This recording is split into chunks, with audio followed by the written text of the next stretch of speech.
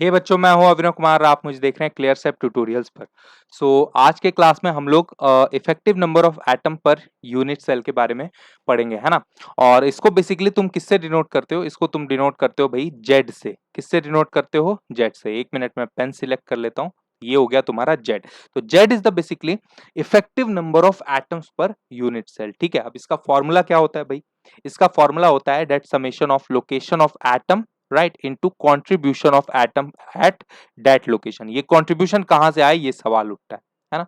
तो इसके लिए मैं बोलूंगा कि तुम लोग भैया लास्ट लेक्चर को ध्यान से पढ़ो, है ना। ये लास्ट लेक्चर था, क्या था? Contribution of atom present at different location. तुम्हारे पास ये लोकेशन दी गई है, corner, S centre, face centre, body centre, ये लोकेशन दी गई है।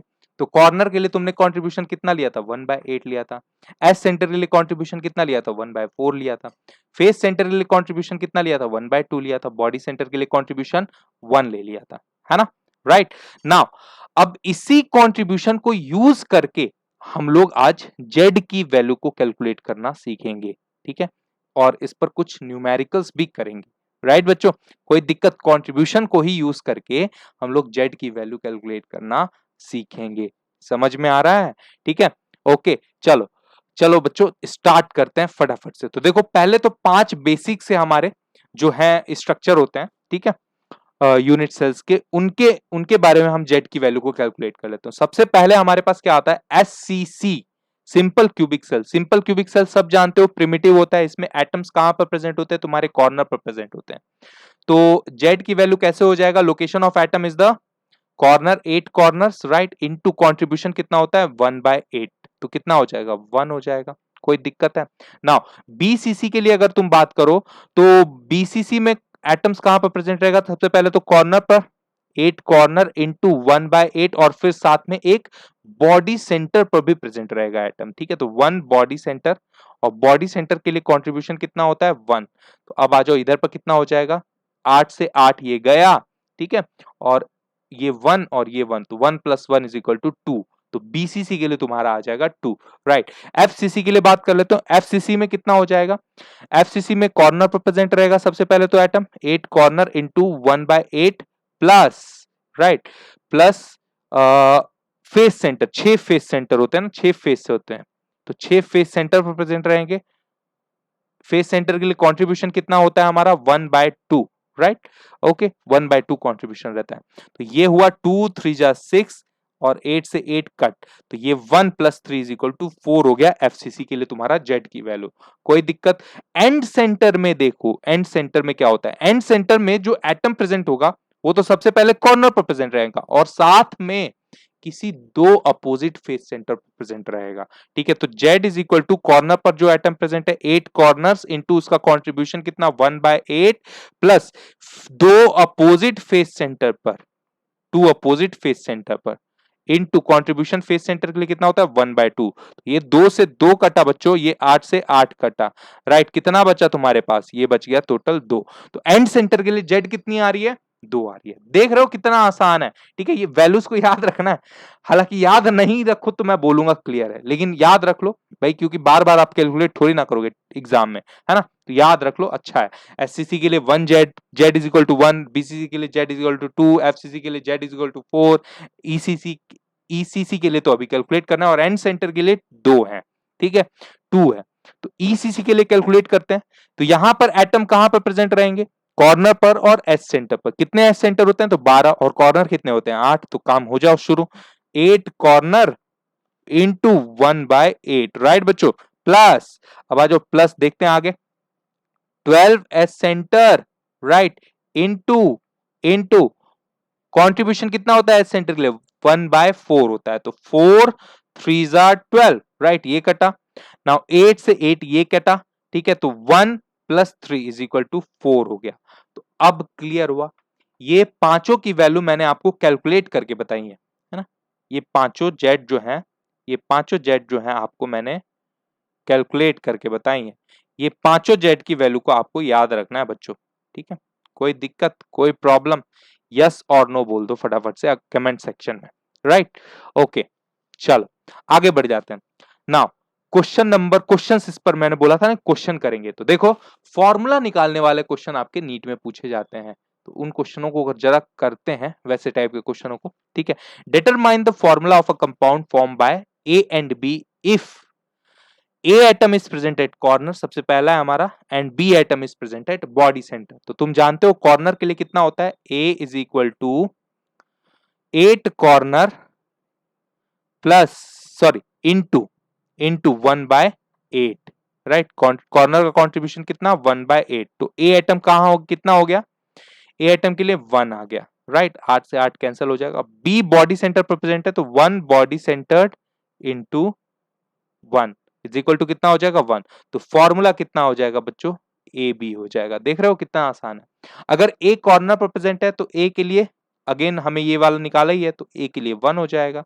बी फेस सेंटर पर प्रेजेंट है तो बी फेस सेंटर पर प्रेजेंट हो तो एटम कहां पर, 6 फेस सेंटर होते हैं। कॉन्ट्रीब्यूशन फेस सेंटर के लिए कितना लेते हैं हम लोग, 1/2। तो 2 3 जा, ठीक है, कितना हो जाएगा, 3। Okay, right. तो ए बी 3 यहां पर तुम्हारा क्या हो जाएगा, फॉर्मूला हो जाएगा। अगला कर ले, ए कॉर्नर पर प्रेजेंट है तो ए हो गया 1। ओके, बी एस सेंटर पर प्रेजेंट है तो बी एस सेंटर पर प्रेजेंट है तो 12 एस सेंटर, और इसके लिए कंट्रीब्यूशन कितना हो जाता है, इसके लिए कंट्रीब्यूशन होता है 1/4। तो 4 3 जा 12 इज इक्वल टू कितना हो गया भाई, 3। तो ए बी 3 ये हो जाएगा थर्ड वाले के लिए फॉर्मूला, राइट। ओके, नाउ एक और देख लेते हैं, आ जाओ। ए कॉर्नर पर प्रेजेंट है और be any two opposite face centre present है तो देख लो, एक 1 आ जाएगा कॉर्नर के लिए। बी देख लेते हैं तो बी कितना आ जाएगा भाई, 2 2 face center, right, into contribution कितना होता है फेस सेंटर के लिए, 1/2 इज इक्वल टू कितना हो जाएगा, सॉरी 1, ठीक है। तो आंसर A1 B1, ठीक है। तो ए बी फॉर्मूला यहां पर बन जाएगा चौथे में। क्लियर हुआ बच्चों कैसे फॉर्मूला निकाल रहे हैं, ठीक है। अगर आपको हवा हो रहा है ना, उड़ रहा है ना सब कुछ, ठीक है, तो एक बार मेरी सीरीज जहां से ये चैप्टर स्टार्ट हुआ है वहां से आप वीडियो देख लो, ठीक है। एटलीस्ट अगर उतना नहीं देखना चाहते हो, लास्ट लेसन तो देख के आ जाओ कम से कम, ठीक है, ताकि कुछ पल्ले पड़े, ठीक है। क्योंकि इतने आसान क्वेश्चन है, इतने इजी क्वेश्चन है, ये बहुत इजी क्वेश्चन है। बस ये है कि आपको शुरुआत से जरूर देखना पड़ेगा, अगर नहीं शुरुआत से देख रहे हो तो दिक्कत हो जाएगी, ठीक है बच्चों, ठीक है। और इस तरीके से लेक्चर्स आपको कहीं जल्दी नहीं मिलेंगे, इतने इजी वे में, इतने बेस्ट तरीके से, हैंड रिटन नोट के साथ और बेस्ट एक्सप्लेनेशन के साथ, ठीक है बच्चों।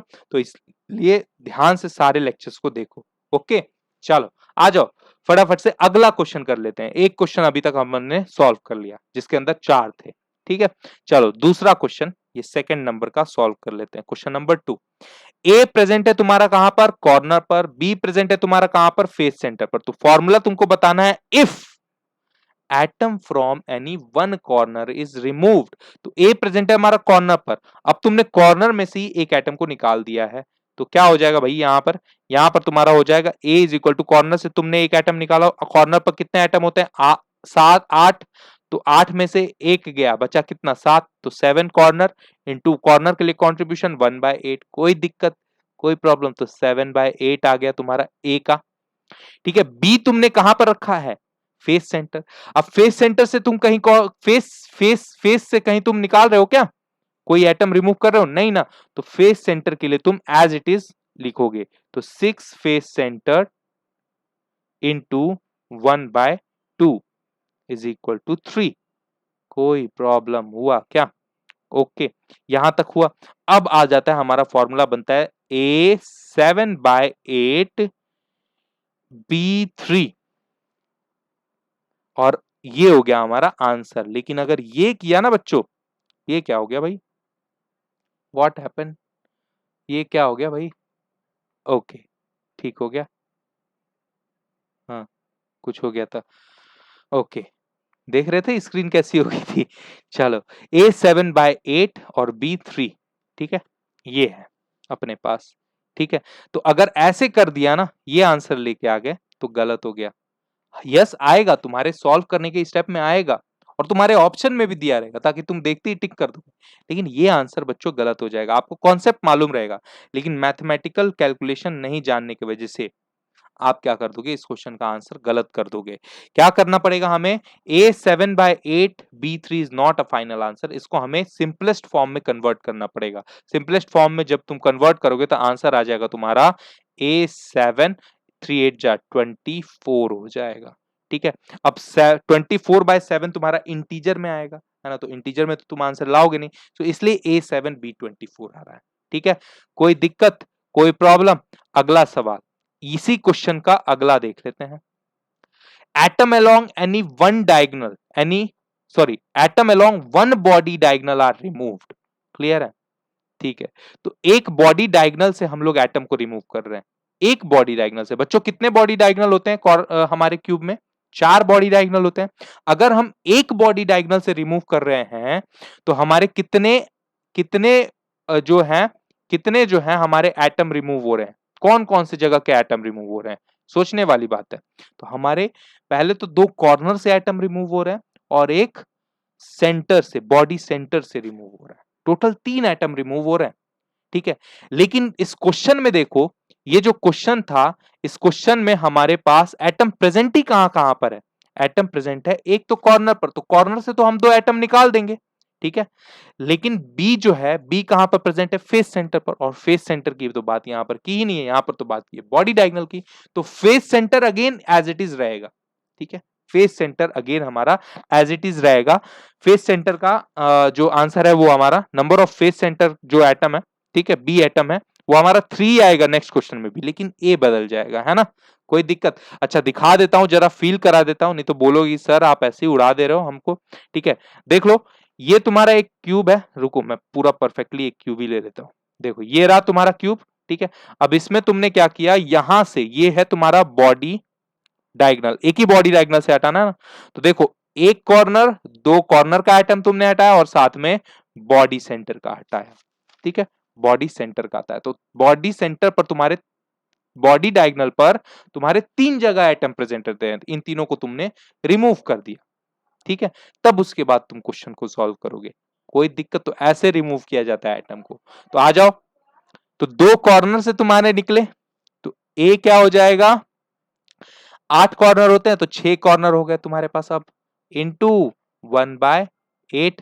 ठीक है, तो इसको जरा सॉल्व कर लो, इसको जब सॉल्व करोगे तो तुम्हारे पास कितना आ जाएगा, 3/4 नहीं आ जाएगा बच्चों? यस और नो? अच्छा बी के लिए देख लो, बी में क्या हो गया, बी के लिए तो बी तो एज इट इज रहेगा भाई, 6 फेस सेंटर, है ना, 6 face center into contribution 1/2 is equal to 3। तो अगेन अब हमारे पास ए आ गया कितना, 3/4, और बी कितना आ जाएगा, 3 आ जाएगा। तो इसको सॉल्व कैसे करोगे भाई, इसको सॉल्व करोगे तो देखो मैं यहां पर करके बता रहा हूं तुमको, देखो ये 3/4 है इंटू 3 है, राइट, 3 है, तो अब इस 3 को तुम नीचे लेके आ जाओ, राइट, ये 3 नीचे आ गया, ओके, और ये 4 इससे इंटू हो गया, ऊपर से, ऊपर वाले 3 से इंटू हो गया इस 3 से। ठीक है, तो कितना हो जाएगा, 12 बाय टोटल तुम्हारे पास 4 हो जाएगा, तो इसका आ जाएगा 3। क्लियर है, समझ में आया कि पल्ले नहीं पड़ा? ठीक है, नहीं पल्ले पड़ा तो फिर से रिवाइंड करके देख लो जरा। ठीक है, तो आंसर तुम्हारे पास क्या आ जाएगा, सॉरी कुछ मैंने गलत बोल दिया, मैंने लास्ट में 3 बोल दिया, 4 आएगा, है ना, 12/3 इज इक्वल टू 4 आ जाता है ना। चलो ओके, तो आंसर कितना आ जाएगा बच्चों, आंसर आ जाएगा तुम्हारे पास AB4, AB4 ये हो जाएगा इसका सिंपलेस्ट फॉर्मूला। कोई दिक्कत, किसी को कोई प्रॉब्लम है? ठीक है, अगर प्रॉब्लम है, नहीं समझ में आ रहा है तो चैट सेक्शन में लिखो। ठीक है, हाँ अगर भाई आप पहली बार ये मेरे लेक्चर्स को सुन रहे हो तब तो दिक्कत हो जाएगी, इस चैप्टर के बाकी लेक्चर्स को भी सुन के आओ, 3 ही लेक्चर हुए हैं, है ना, ये चौथा है ना, तो उनको भी सुन के आओ तो कोई दिक्कत नहीं होगी। ठीक है, तो उसमें मेरी गलती नहीं रहेगी बच्चों। ठीक है, मैं तो अपना काम परफेक्टली समझा रहा हूँ, है ना। चलो अगला आ जाते हैं, atom along any one face diagonal are removed. तो सबसे पहले तो एटम देख लेते हैं कहां कहां से रिमूव हो रहा है। देखो ये है हमारा फेस डायगोनल, मैं बना लेता हूं, ये है हमारा फेस डायगोनल, ओके, ये फेस डायगोनल है। अब हमने एक फेस डायगोनल से रिमूव किया एटम, तो 2 कॉर्नर से रिमूव किया और साथ में एक फेस सेंटर से रिमूव किया, है ना, यहां पर भी हम लोग 3 एटम रिमूव कर रहे हैं। ठीक है, अब इस बार जो हमारा होगा बच्चों, इस बार जो होगा हमारा, इस बार हमारा बी वाला जो होगा वो चेंज होगा, number of B atoms change हो गए। ठीक है, तो भैया सबसे पहले तो हम एक कॉर्नर से जो रिमूव किए हैं उसको लगा देते हैं। एक कॉर्नर से हमने 2 एटम हटाए हैं, तो क्या हो जाएगा 6 कॉर्नर इंटू 1/8।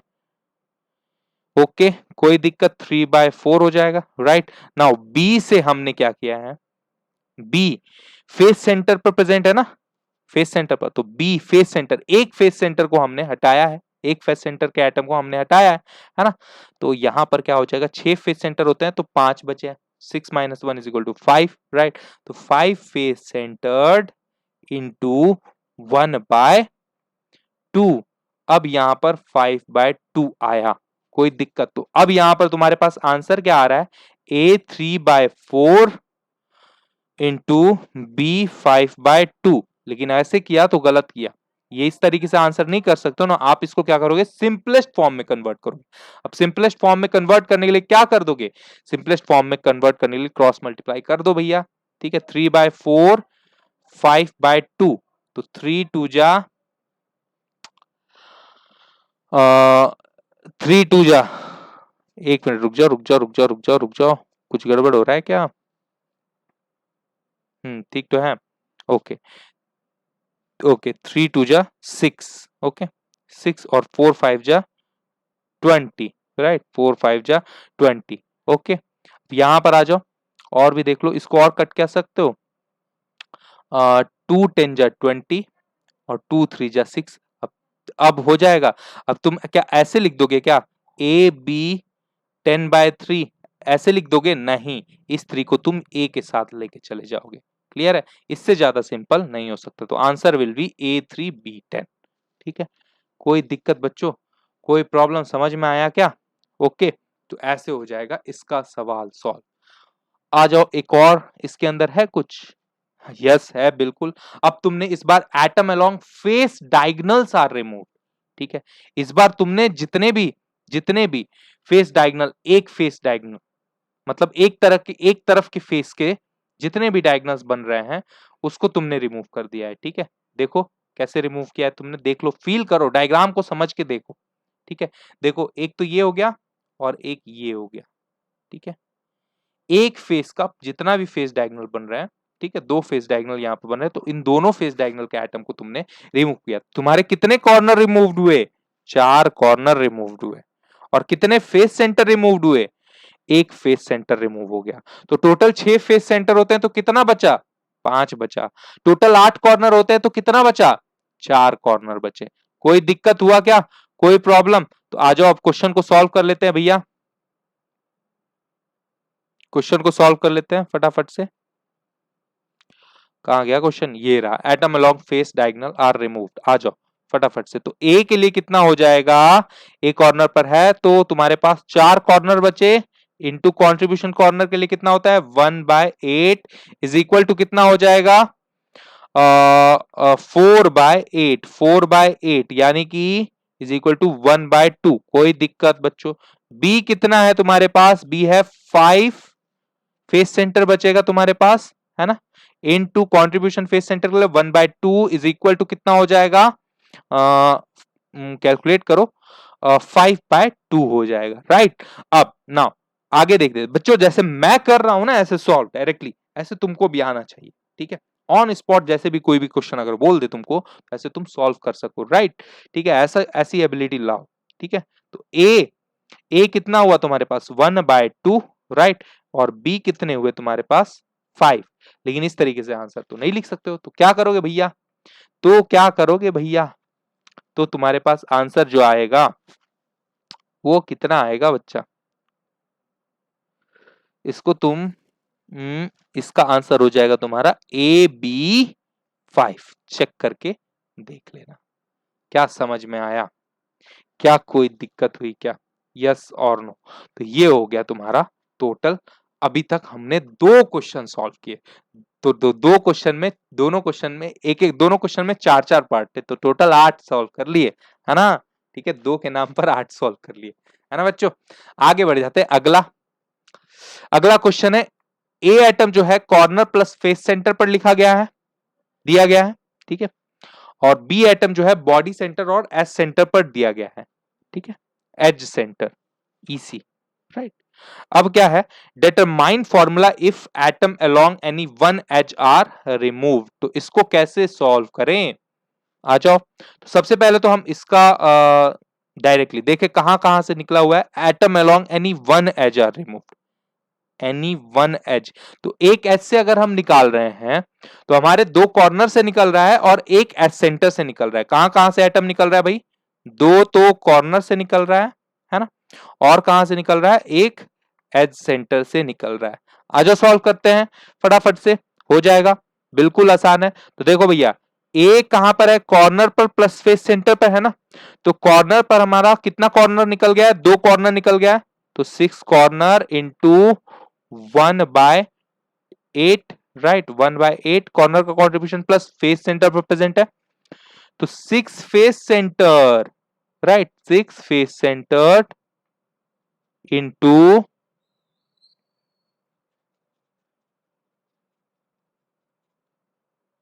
ओके क्लियर है, 6 face center into 1/2 is equal to 1+3।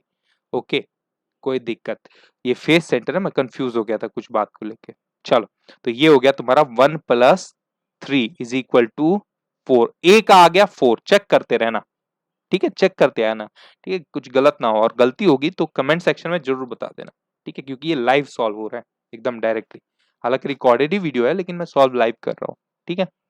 इसका आंसर आपको कहीं भी नहीं हो रहा होगा, मिल रहा होगा, मतलब ओके। चलो बी को देखते हैं, बी बॉडी सेंटर पर है, तो बॉडी सेंटर में 1 बॉडी सेंटर, ठीक है, इनटू 1 हो जाएगा क्या, इतना, plus edge center, edge center अब यहां से अपने को निकालना है, ठीक है, any one edge are remove. तो दो कॉर्नर तो हम निकाल दिया और एक एज सेंटर गायब हो रहा है, तो 12 एज सेंटर होते हैं, तो 11 बचे क्या, यस और नो, 11 बचेंगे, तो 11 एज सेंटर, है ना, इनटू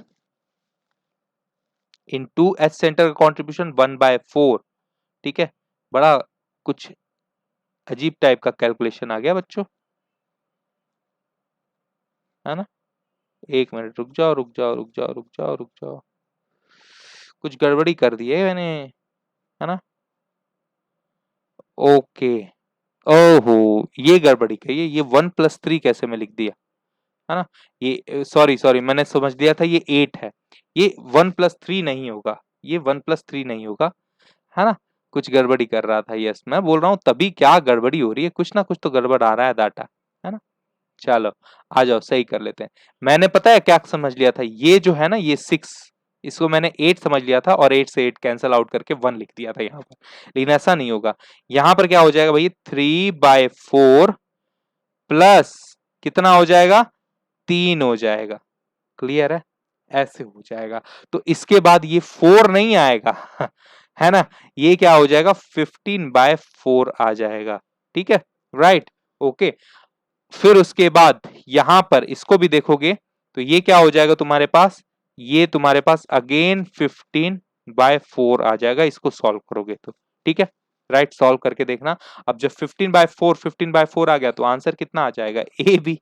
फॉर्मूला बन गया कि नहीं, देखो कितना आसान सा सवाल है बच्चों, ऐसे ही क्वेश्चन तुम्हारे आते हैं फॉर्मूला से। तो आई होप ये सारे क्वेश्चन आ गए होंगे समझ में, तुम लोग कर लेना सॉल्व इन सब क्वेश्चनों को, ठीक है। चलो, लव यू बच्चा पार्टी, मिलते हैं नेक्स्ट सेशन में, राइट, ओके। एक क्वेश्चन मैं होमवर्क के लिए दे रहा हूं जिसका आंसर मैं तुम्हें कल बताऊंगा, ठीक है, जिसका आंसर मैं तुम्हें कल बताऊंगा। तो ये वाला सवाल तुम्हारा होमवर्क है, ओके, इसको कर लो, बहुत आसान है, अगर समझ में आए होंगे तो लेक्चर तुम कर ही लोगे, बिल्कुल। चलो, लव यू बच्चा पार्टी।